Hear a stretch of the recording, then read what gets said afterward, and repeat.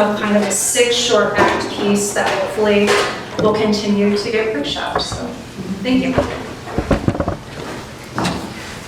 The Women of the West by Jackie Better. Scene 1, an interview with Belle Fliegelman. Lynn Solomon as Belle Fliegelman, Jasmine Sherman as actor 1, Rachel Lynn Shull as actor 2, myself, Laura Hunt, reading stage directions. I wonder sometimes why people travel all the way to Montana to research their roots, to connect with nature, maybe to find themselves. Maybe it's not so strange. I suppose we are all searching for inspiration, and we find it in the most unexpected places. Belle Fliegelman? Yes, Diana Sands. a pleasure. I'm ready for you. Won't you come in? Okay. They walk over to 2 seats. Diane Sands hits record. This is Diane Sands interviewing Belle Fliegelman Weinstein on August 10th, 1977 for the Montana Women's Oral History Project. Most people know this, but you were integral to the suffragist movement, yes? That is my legacy, among other things. You were born in 1890. 1891. So you are... I'm 86 years old. How fantastic. I'm grateful to be given the opportunity to be this age. Not everyone is so lucky. Let's get right into it. Let's. Born in Helena. Yes. You have a sister. Frida. She was a year old when I was born. Still my best friend. Your mother passed shortly after you were born. Yes, she must have been about 20. Too young. Shortly after she died, your aunt came and took care of you and your sister. Yes, with my father in Helena. Shortly after my aunt moved, Helena became the capital. It was the capital before, but it was challenged by Anaconda. And I remember there was a huge parade when we went. It was fantastic.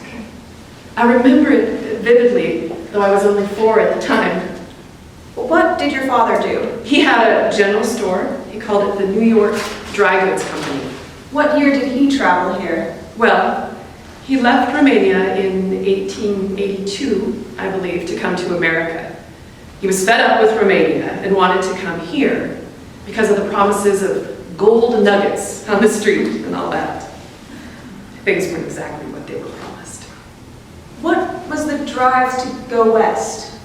They started working with a crew that was building the railroad out west. I remember him telling me the story of lining his pockets with sandwiches to sustain him on the trip, not realizing the company was paying for all the meals. He found out once they landed in Montana. Were they attracted to Helena because of the strong Jewish community there? Oh, I wouldn't say that.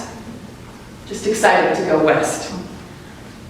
So let's move forward a bit to 1913-ish. There's a long history of people making a choice to stand up for themselves, and the suffragist movement was a part of that. Looking back, what was your overall view of that movement? Tell me the idea as if I've never heard it before. Women are worthy of government appointments. The voice of government shouldn't be limited to men. And of course it's important we all have a voice. How did you come to the movement? It was because of Jeanette Rankin and a completely unforeseen set of circumstances. She stands and walks towards the center. There is a typewriter. She sees the typewriter. She smiles. She turns back to the interviewer. I was working for the Montana Daily Record in Helena as their first female reporter. She's now in a memory. Belle continues into the room. There is a moment of tentativeness, and when she settles into write. She's now in her happy place. The women around her look on, excited to see what she might do. As we look toward the future No. She starts again. The other women on stage observe and are excited. She's definitely about to write something profound. There has never been a more paramount time for women to... In this day and age, a woman's obligation is to... She sits back, staring at the typewriter. Poetry is less complicated than writing about the state of the world. Why would one willingly choose to report on the state of the world? Why would I choose willingly to report on the state of the world? We should be using words to plant seeds, so that those seeds can blossom into flowers. The flowers, unique, showcase who we are to each other, and expose our souls to the world. She begins again, and then sits back. It is unfathomable that one could find joy in writing about the state of the world. And yet I persist. The suffragist movement is about women. It's determination, inspiration. I need some inspiration. She walks away from the typewriter, then turns back to the typewriter, leans over the typewriter, looks at the typewriter coyly. Do you have anything for me? Anything to get me started? We see her lean her ear down as if to hear what the typewriter has to say. What was that? The head of the Montana Daily Record walks in. Belle, exciting news. Yes? We're having you head to Lewistown. Lewistown. Lewistown! I have never been to Lewistown. Neither have I. Jeanette Rankin is speaking and we need coverage. She's a suffragist. I'm not sure if I believe in that, but you know, it's a movement. It's about a woman's I rights. know what it is. I know who she is. Jeanette Rankin. Of course, that's what I meant. You do not believe that women should have the right to vote? You know I do not discuss politics in the workplace. I'm aware. Speech tomorrow, we'll get you lodging. You need a driver. I will drive myself. You positive? Send a man with you. No need. Much better way to travel. Okay? I have never reported in Montana outside of Helena. Are you sure? You've never really reported anywhere until now. Well, I was the editor of my school newspaper, as you may recall from my application. I would take the opportunities when you can get them. Yes, sir. This seems like it would be right up your alley. After all, you are a woman. Indeed I am. Thank you, sir. She starts to pack her things. And I have been searching for my way into the suffragist movement, to talk about these women, a source of inspiration. I hope you find what you're looking for. He leaves. Belle goes to leave, and then comes back to her typewriter. See you soon, old friend. She pats the typewriter as if patting a child on the head. The scene moves. The desk has come out of the way, and we see Jeanette Rankin enter the scene. She stands and sees the room and begins. This is one of the grandest days that has ever happened for women. All over the country, women are asking for the vote. We should have the ballot. We are a force in life, a factor, which must be considered in all problems. Belle is writing and reflecting at the same time. We are a force of life. The room seemed to stop, or move in slow motion. I tried to take it all in. I can only imagine. I saw so much of myself in her and the women around me. The drive, the passion, the want for improvement, the need for more. Did you realize the opportunity that Lewistown was? I think I was aware that it was an opportunity. I could have never surmised what came next. I was also struck by the joy Jeanette seemed to feel in her own opportunity to stand in that space with all those women. Early in her speech, she compared our government to mathematics. That if you don't look at all the factors, you won't ever be right. And that it would be impossible for our government to be right unless they consider all women as part of the conversation. What a unique way to make that point. Though Jeanette wasn't a writer, she was a master at conveying the written word, and she was a wonderful speaker. I also remembered her speech that day. She said that for democracy to evolve, this important next step needs to be taken. And that next logical step is the vote. I have here a quote from her speech that's always resonated with me. It starts with, "We want votes too." For the women in the home. Do you know that the woman who rises at 6 to cook her husband's breakfast, who gets the head of the house off to work, and then takes care of the baby, dresses and feeds the children, sends them to school, the woman who scrubs and coos and irons and bakes and cooks and mends until she has to cook dinner and get ready to entertain her husband all evening, is listed in the census reports as without occupation. This woman is as much a worker as any other and needs the same representation in government. Belle continues writing and reflecting at the same time. Women need the same representation in government. She was aware of what voting and contributing to the government had done for the working man, and that working people should include all workers, including mothers. But most of all, we ask the vote for the sake of the mother.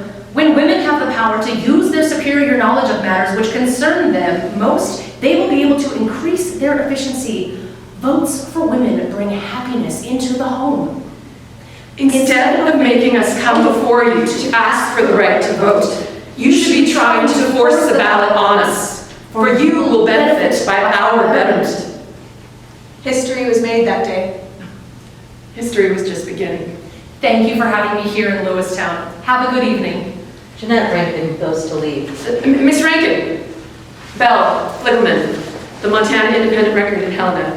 Helena, that seems like quite the journey. And alone. It was, but I enjoyed it. Yes, I drove myself. Grateful so much that the press is here. Thank you for coming, Belle.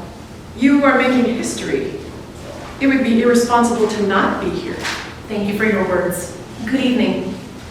Jeanette Rankin turns to leave. Miss Rankin, Yes? I have been looking for inspiration Inspiration. In what way? in my writing, in my life. And how do you feel at this moment, being in this room, beside this community of women? More inspired than I have felt in a long time. Now that I have heard you speak, I am inspired to do more. So thank you. Belle goes to leave. Can you come back tomorrow? Pardon? We have another rally. Press is wonderful, but it would be incredible to have more women in the room. Women like you who are moved by the cause. I will be there. Jeanette Rankin leaves. Belle watches her go, and then she sits down. She starts to type. When Miss Rankin came forward to speak, the air was electric. Diane Sands has returned to the scene and watches the end of this. You keep using the word inspiration. Clearly, Jeanette inspired you. Oh, I was inspired, yes. How did she inspire you? By her courage to stand up. She motivated me to be part of the cause. Belle goes back to her writing. The editor of the Montana Daily Record enters. You done with that piece on Miss Rankin? Belle hands him the pages. Yes, here you go. He acknowledges the pages and turns to leave. Is it possible to have tomorrow off? Why? You were just in Lewistown for 3 days. I know, and that was not the plan. But I was invited by Jeanette Rankin herself to stay. Yes, you said that. And it seems to have profited. A wonderful little article. And a follow-up. I see. So what's this day off for then? I have another trip for research. I promise what I discover I will use in my work. Where are you headed? Augusta, Montana. He pushes the desk out of the way, and it's revealed that Belle now has reins. She is driving a horse and buggy. We heard her coax the horse to go. I am so lonely and desolate, yet happiness buds out of me like the tender shoots along the trunk of a withered tree, whose entrails have been gnawed away by the storms, but whose initial sap seems inexhaustible. Thank you, dear Sister Frida, for your words. Always help me get the strength to carry on, even in the loneliest of tasks. And this one might be just that. Belle arrives in Augusta. This is noted by a sign from Augusta being placed by actor 2 beside her. She leaves the reins. Ah, Augusta. In Lewistown, Jeanette talked about coming to street corners to bring the message to whoever will hear it, that being on the ground with people helps reach the people. A sign flies in. It reads, "Saloon." This is as good a spot as any. If they won't come to the movement must come to them. As she starts to speak, people fly past her, not acknowledging her. Women deserve the right to vote. Equality is the sacred law of humanity. The person walking by scoffs. Women who are in the workforce, and even more so women who are running households, deserve the same rights as men. No one stops. As women, we demand to be seen and heard. We demand the right to vote. We demand to be seen as equals to men. Someone stops. Middle-class women are expected to stay at home. But even if you were at home and taking care of your house, you deserve to be heard. You deserve the right to vote, for your voice to be heard. Not just being voted on behalf of by the head of your household. Your individual thoughts and opinions. More people stop. Now she has a crowd. Women deserve the right to vote. Rallying excitement from the crowd. Equality is the sacred law of humanity. She has a proud moment as the crowd disperses. She goes back to sit with the actor who's playing Diane. Jeanette was elected to Congress right after women got the right to vote, that is. She was, and still is, the only woman from Montana ever elected to Congress. That was the first vote we cast ourselves after we had fought for it. It was almost like our big thank you to her for everything she had done for us, for giving us the right to vote. Did she give it to you? Or do you feel like you also worked for it? Of course. I feel like I added value to the movement. But I'm sure if it hadn't been for her organizing us, it wouldn't have happened. And you worked for Jeanette around that time? I worked for her for a year after we first met. What were you doing for her? She had to write a weekly article. I assisted her with that. She wasn't as well versed in writing as I was, so I helped. Her ghostwriter. I suppose you could call it that. It was fantastic to help turn her brilliant mind into written work. It seems like beyond the political figureheads, you had a lot of support for the suffragist movement. It would have been impossible to pass if not. A lot of women who were not involved in the movement for suffrage directly, ordinary women, were supporting the efforts in their homes, weren't they? Yes, they were. But I hardly think those women were ordinary. I think they were doing a wonderful job in their homes and also supporting the effort. Do you think you have accomplished everything that you worked for in the suffragist movement? Have you met all of your aspirations? I spent a lot of time thinking about that very question. How do you measure success? I spent a long time working on this cause. I think the work we have done was hopefully set up for women in the future to have a seat at the table, to accomplish more. And I don't just think that table is for women. It's for men and women to work together. The best qualified people will always be able to earn their places at that table. And oftentimes that's a woman. A seat at the table, that's the dream, isn't it? Well, the table is metaphorical, of course. Men really do think that you can accomplish a lot by sitting around a table. But I think women know it takes more than that. It requires movement in many ways, having hard conversations, standing up. And that was strong in the suffragist movement. We wouldn't have gotten where we are if we were shy about getting our voices heard. Later in your career, you followed in Jeanette's footsteps and you yourself ran for office. I did. I ran for the Senate. It was during the Great Depression, and frankly, it was a hard time to run for anything. She walks excitedly and defiantly to the opposite side of the stage. We see her knock on a door. Hello, ma'am. She moves on. I hope you're having a good day. I'm Belle Fligelman-Weinstein, and I'm running for Senate. The door slams. She moves on. Good day. I'm Belle Fligelman-Weinstein, and I am running for Senate. Do you have a minute to talk about my campaign? Why do you need a job? You're a woman. Does your husband not take care of you? It's not about the job. It's an opportunity to be a voice for women. She goes to another door. Hello, ma'am. I am Belle Fligelman-Weinstein. I'm on the ballot for Senate. I'm hoping I can count on your vote. My platform. A woman running for Senate. She turns away. Belle keeps knocking. I'm here on behalf of myself, Belle Fligelman-Weinstein. Hopefully I can be your smaller but better senator this term. That is my foolish joke. I have a short stature.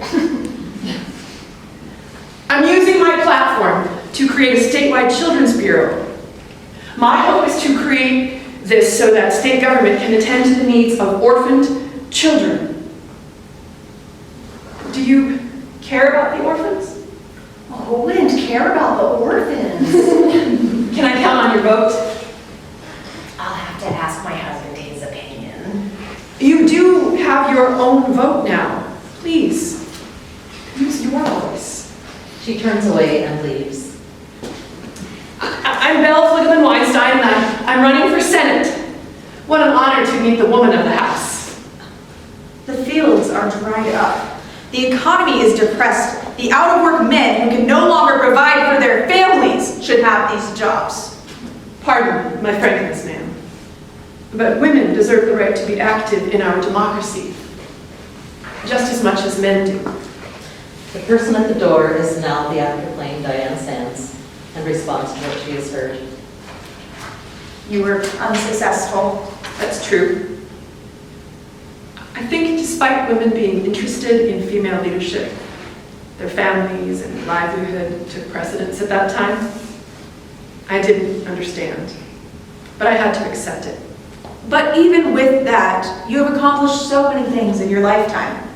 I have. You must be proud. I think I'm proud. At least I tried to be proud.